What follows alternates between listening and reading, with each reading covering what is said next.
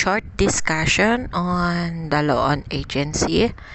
The discussion will cover salient features or the important subjects or topics in agency, especially those decided cases by the Supreme Court. So first we start with the definition of agency. By the contract of agency, a person binds himself to render some service or to do something in representation or on behalf of another, with the consent or authority of the latter. If you notice the statement or the provision in Article 1868 of the New Civil Code, makikita nyo yung word na person. The person here may be a juridical or a natural person. When we say juridical person, this may be a corporation, a partnership, okay?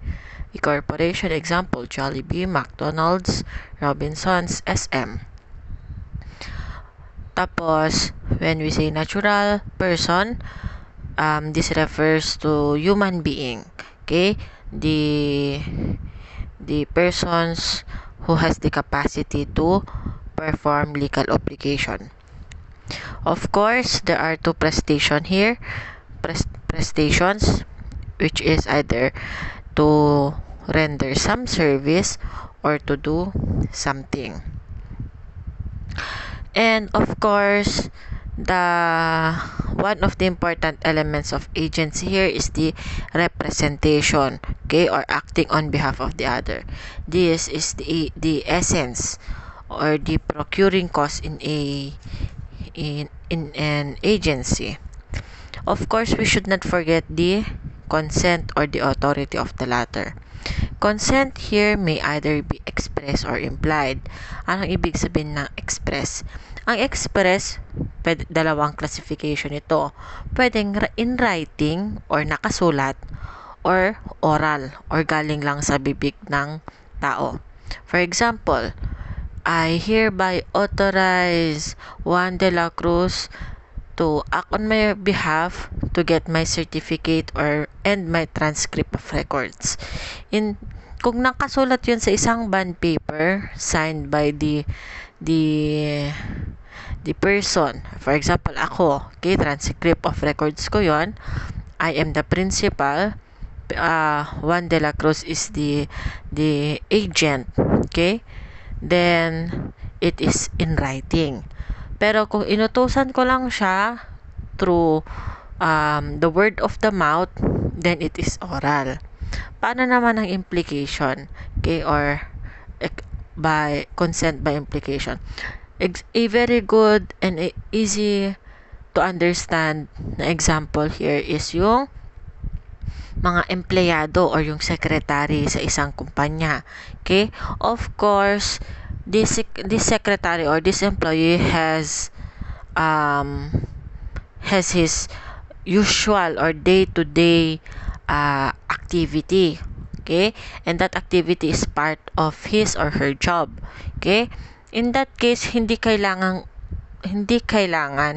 na always nasabihin ng boss or ng superior niya yung mga kailangan niyang gawin. In that manner, okay, by implication, bilang empleyado, he will act on behalf of the office or his boss. Of course, the person or the employee must only act within the ambits or within the authority given by the principal. Remember that there are the three requisites of agency. Okay? Kung masyadong mabilis yung discussion, you can slow down and pwede nyong ulit-ulitin yung recording. Okay? Itong recording na to discovers the questions in your activity 1. Okay? We have the following requisites of agency. Number 1, the consent. I already explained it. Again, consent may be expressed or implied. And this consent is necessary to establish the relationship. Whose relationship? The relationship of the principal and the agent. Okay, don't forget that the agent may also be called as the broker, pwede rin siyang attorney in fact. Okay? Itong attorney in fact is not necessarily a person who passed the bar exam. Okay? Any person who is acting on behalf of a principal is also called as an attorney in fact. Okay? This is the only instance that you can be called as attorney without passing the bar exam. Okay? Okay. Number 2 is the object. The object, which is the execution of a juridical act in relation to a third person. That is yung to render some service or to do something. Okay? Number 3 or the third requisite is the representation. Okay? In here, representation by which the one who acts as an agent does not one for oneself but as a representative. Okay, and lastly, the last requisite is the limitation. Okay, that the agent acts within the scope of his or her authority. Don't forget that there must be a limit on the authority of the agent, otherwise then it's not agency anymore. As the basis of agency is representation, there must be on the part of the principal an actual intention to appoint. An intention, okay? An intention that is naturally inferable from the principal's words of action. Again, it must be with the intent to appoint an agent. Otherwise, it's not an agency. In the same manner, okay, of course, naturally, there must be an intention on the part of the agent to accept the appointment and act upon it. Since yung principal dapat meron siyang intention to appoint, of course, on the other hand, the agent must also have the intent to accept the said appointment and of course to act upon it. What is this so-called procuring cause? Okay? The procuring cause is meant to be the proximate cause. Okay? The term procuring cause in describing a broker's activity refers to a cause originating a series of events, okay, which without break in their continuity result in the accomplishment of prime objective of the employment of the broker, producing a purchaser ready, willing, and able to buy a real estate on the owner's term. This is the definition given in the case of Medrano versus Court of Appeals. So, take note of that definition, okay? Question: is the broker entitled to compensation? Sa Tagalog, ang broker daw ba pwedeng pasahuran or pasahurin? Or may sahod ba ang isang broker sa isang contract of agency? Okay? In the case of Medrano versus Court of Appeals, GR number 150678, decided on February 18, 2005. Ang sabi ng korte, okay? The brokers are entitled to their commission because they were the instrumental in the sale of the property. Without their intervention, no sale could have been consummated. They were the one who set the sale in motion or the procuring cause. A broker is generally defined as one who is engaged for others on a commission, negotiating contracts relative to property with the custody of which he has no concern. The negotiator between other parties, never acting in his own name, but in the name of those who employed by him. He is strictly a middleman, okay? A broker is a middleman, sabi ng korte. And for some purposes, the agent of the both parties. Whose party? Okay? The seller and the buyer. Hence, a broker is one whose compensation is to bring parties together in matters of trade, commerce, or navigation. Next question. What is the effect if an agent sells an immovable property of the principal without written authority? Paano daw kung nagbenta si agent ng isang lupa, for example, okay, movable property, lupa, okay, ng principal without written authority? Again, okay, sabi ng seller, sige, ibenta mo yan, sabi niya. Pinayagan niya, however, there is no written authority. Okay, ito ang sabi ng korte sa case na Spouses Alcantara versus Nido, GR number 165133, April 19, 2010. Ito ang sabi ng korte. Sabi ng Supreme Court, Article 1874 of the Civil Code explicitly requires a written authority before an agent can sell an immovable property.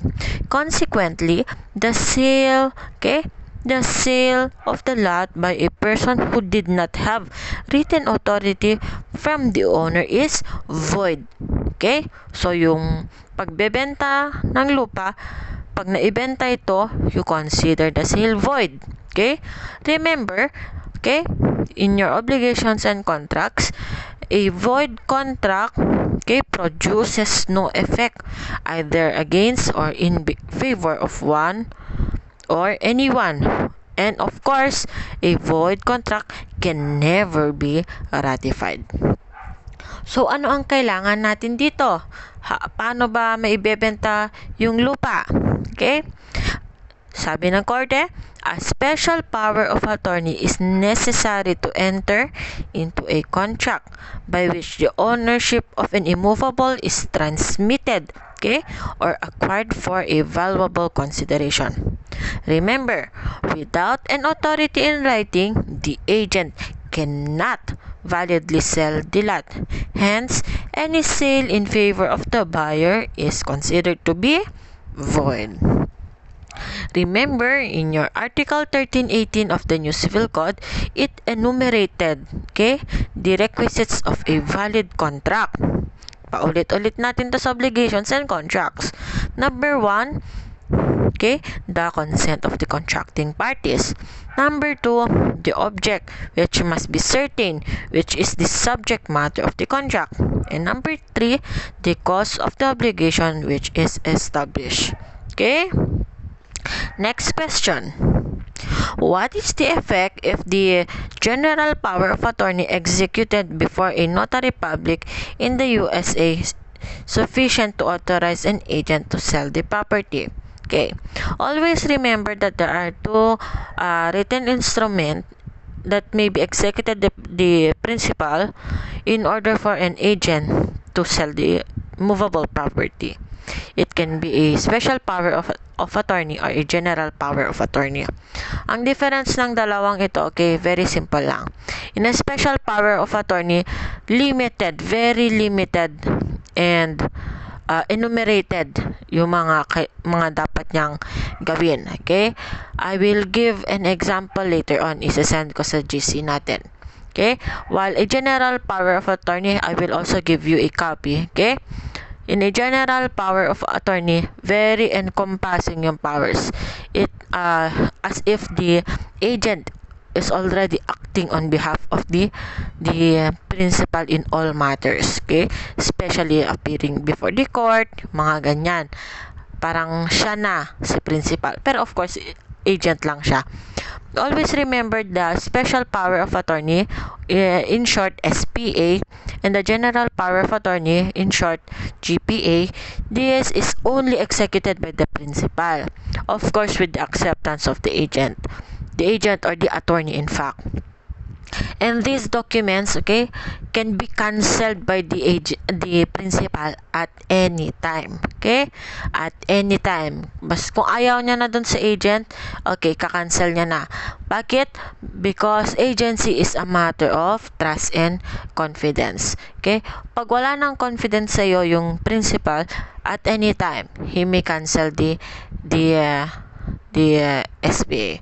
How to cancel? Of course, the principal may go to the notary public and execute an affidavit to cancel the special power of attorney. Okay, next. So, paano naman po kung yung seller natin nasa ibang bansa?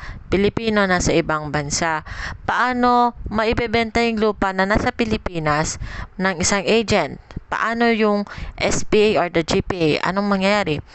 There is an additional requirement, sabi ng Supreme Court.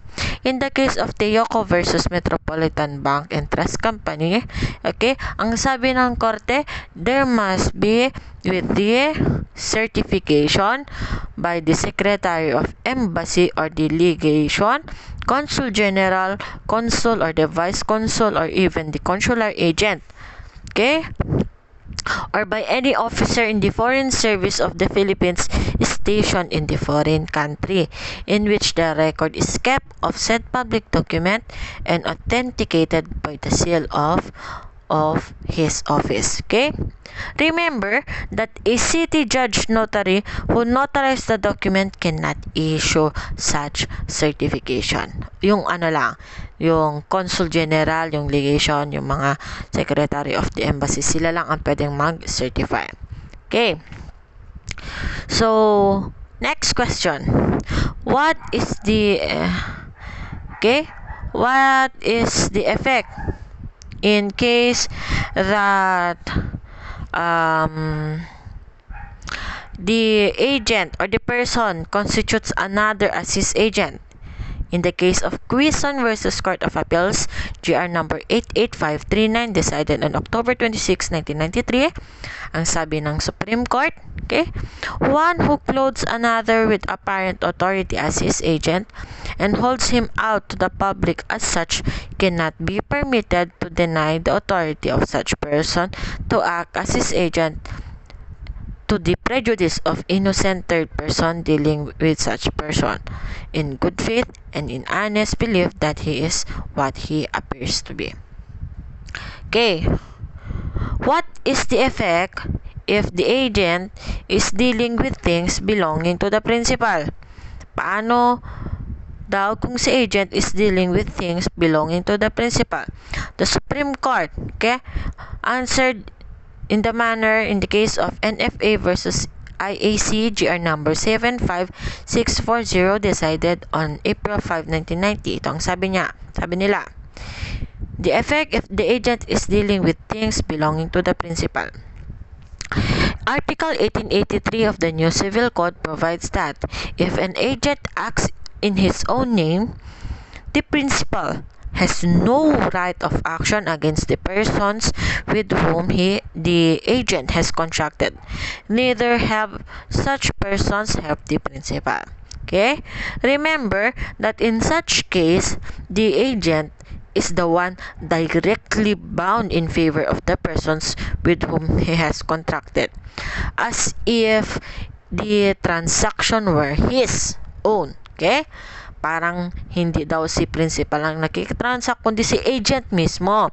Except, of course, when the contract involves things belonging to the principal. Ganito lang yun kasimple. Kung si agent, okay, of course, agent, ang trabaho niya talaga is maging agent ng ibang tao. Kung nakitransact siya sa ibang tao, okay, third persons, yung transaction na yon apparently or obviously considered to be transaction niya pa, hindi nung kanyang principal. As an exception, of course, if yung transaction na yon is, okay, is involved yung property ni principal. In that case, transaction ng principal yun at hindi ng agent. Okay, the provision in Article 1883, okay, the provisions of this article shall be understood to be without prejudice to the actions between the principal and agent. Of course, remember, the agent is bound to the principal although he does not assume the character of such agent and appears acting in his own name. Next question. In case of authority to borrow money, okay? Authority to borrow money. Pag utang ka ng pera, Okay? Para sa principal. Kailangan bang nakasulat ito? Sabi ng Supreme Court. Hindi po. Hindi kailangang nakasulat ang mga authority to borrow money. This is contained in your Article 1878, Paragraph 7 of the New Civil Code, which expressly requires special power of attorney before an agent can loan or borrow in behalf of the principal. The law does not state, okay, remember, the law does not state that the authority be in writing. Ang sabi ng korte, as long as the mandate is express, okay? Remember, ang express may be in writing or oral, okay? So, kung galing lang sa bibig ng tao, sabi ng korte, such authority may be given weight, okay? Since express may be either oral or written. Remember also, when the agent is acting within the limits of the authority given to him by the principal, he is not personally liable. Kung may nangyaring negative while he is performing his job, at yung job na yun is within still, okay, sa authority given, he is not personally liable. Sino ang magiging liable? Of course, the principal. This is contained in your Article 1897 of the New Civil Code. As a rule, he is not personally liable because he merely performs his duty as an extension of principal's personality. Of course, he does not act for himself. Okay? Kailan po, ang tanong ko ngayon, kailan siya magiging personally liable? There are two instances. Number one, when he binds himself. Okay? Ito yung inaako niya. Sasabihin niya, sige, ako na lang ang liable. Parang ganon. And number two, when he exceeds the limit of his authority without giving such parties sufficient notice of his powers, then he may be personally liable. That is contained in your Article 1897. Next. In cases, okay, another case, an agent must act for in behalf of the principal. Otherwise, the act is not binding on the principal. For example, umutang si agent, okay, without indicating that it is for the principal. In that case, okay, nakalagay doon, okay, agent Juan de la Cruz, hindi niya dinisclose yung principal niya at hindi niya sinabing agent lang siya. In that manner, okay, an agent who signed in his own name without indicating that he acted for and on behalf of the principal binds only the agent, not the principal. So, kung nakalagay sa isang document, borrowed money 5,000 pesos, Juan de la Cruz. Hindi niya nilagay doon na he is acting as the agent at hindi niya nilagay kung sinong principal niya. Okay? In that case, kahit mabe-benefitan si principal as if ang umutang ay si agent pa rin. Bakit po? Kasi hindi niya dinisclose that he is acting for and on behalf of his principal. This is decided by the Supreme Court in the case of Rural Bank of Bombon, Camarines Sur versus Court of Appeals, JR number 9570, August 3, 1992. Okay? Next.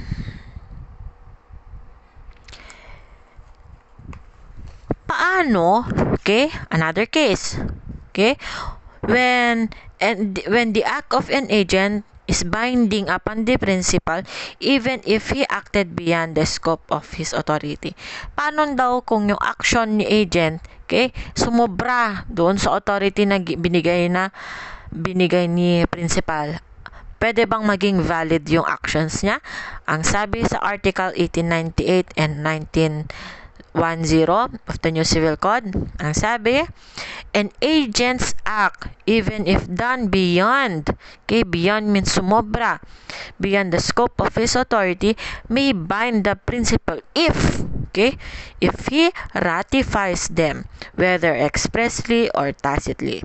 It must be stressed though that only the principal and not the agent can ratify unauthorized acts which the principal must have knowledge of. Ano ba yung sinasabi nating ratification? Okay? Ratification in an agency is the adoption. Okay? Ina-adapt niya, tinatanggap niya. Okay? Adoption or the confirmation by one person of an act performed on his behalf by another without authority. Okay? That is ratification. Can an agent sue in his own name?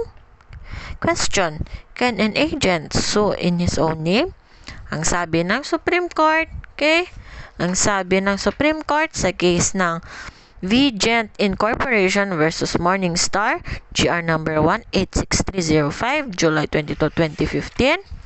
It sabi, okay, an agent may sue. Sue is magkakaso, okay? An agent may sue or be sued solely in its own name and without joining the principal when the following elements concur. Number 1, the agent acted in his own name during transaction. And number 2, the agent acted for the benefit of the undisclosed principal. And lastly, the transaction did not involve the property of the principal. When these three elements are present, the agent becomes bound as if the transaction were its own. Okay? This rule is consistent with Article 1883 of the New Civil Code, okay, which says that if an agent acts in his own name, the principal has no right of action against the person with whom the agent has contracted.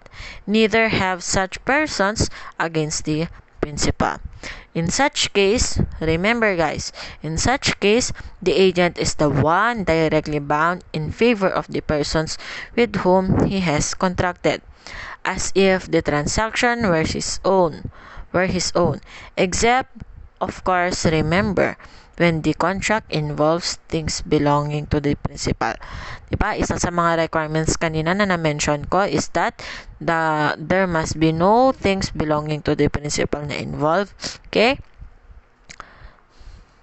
The provisions 1883, okay, remember, okay, the provision of this article shall be understood to be without prejudice to the actions between the principal and the agent. Okay. Next question. What is the effect if there are two agents? Okay. This is contemplated or stated in Article 1544. Okay. When two persons contract with regard to the same thing, one of them with the agent and the other with the principal, and the two contracts are incompatible with each other, that of prior date, yung mas maaga, shall be preferred without prejudice to the provisions of Article 1544. This is this is contained in your Article 1916 pala of the New Civil Code. Correction pala yan, sorry. Okay? Always remember, okay, an agent, in order for him to be entitled to compensation, okay, he must be the procuring cause. Okay? In the case of Sanchez versus Medicard Philippines, GR number 141525, decided on September 2, 2005. Ito ang sabi ng Supreme Court. It is a dictum that in order for an agent to be entitled to a commission, he must be the procuring cause of the sale, which is simply means that the measures employed by him and the efforts he exerted must result in a sale. In other words, an agent receives his commission only upon successful conclusion of a sale. So, conversely, it follows that where his efforts are unsuccessful or there was no effort on his part, he is not entitled to a commission. So, kailangan daw successful yung transaction. Kung hindi naman successful or hindi man lang siya nag-exert ng effort, then of course, it follows that he is not entitled to commission. Next. What is the effect if the agent whose authority has already expired its performed acts? Okay? In the case of Prats versus Court of Appeals, GR number 39822, January 31, 1978, it has been held by the Supreme Court that for the purpose of equity, okay, an agent who is not the efficient procuring cause is, of course, entitled to his commission, where said agent, okay, took diligent steps to bring back together the parties such that the sale was finalized and consummated between them by the efforts of the agent. Okay. Where the instances, okay naman, next, when an agent is not extinguished in spite of the death of the principal, there are two. In your 1930, number 1, when the agent is coupled with interest, and number 2, when there is a stipulation in favor of third person who communicated his acceptance over the said stipulation. Okay? And last case, instances when an agency is not extinguished despite its revocation. Kailan daw? Ano yung mga sitwasyon na yung agency hindi pa rin natatapos or it's not extinguished kahit na ni-revoke? Number 1, there are 3 instances. When the agency is one that is coupled with interest. Number 2, when the agency is a means of fulfilling an obligation. And number 3, in case a managing partner is dismissed as such without justifiable cause. So that ends the first discussion on cases that are connected with the law on agency. I hope that you understand. At kung hindi nyo naiintindihan, please raise some questions in the GC and I will try my best to answer the questions for you. And you can play this soundtrack ba tawag dito, or recording ng paulit-ulit kung medyo nahihirapan kayong i-grasp yung topic. And don't worry, there will be another or additional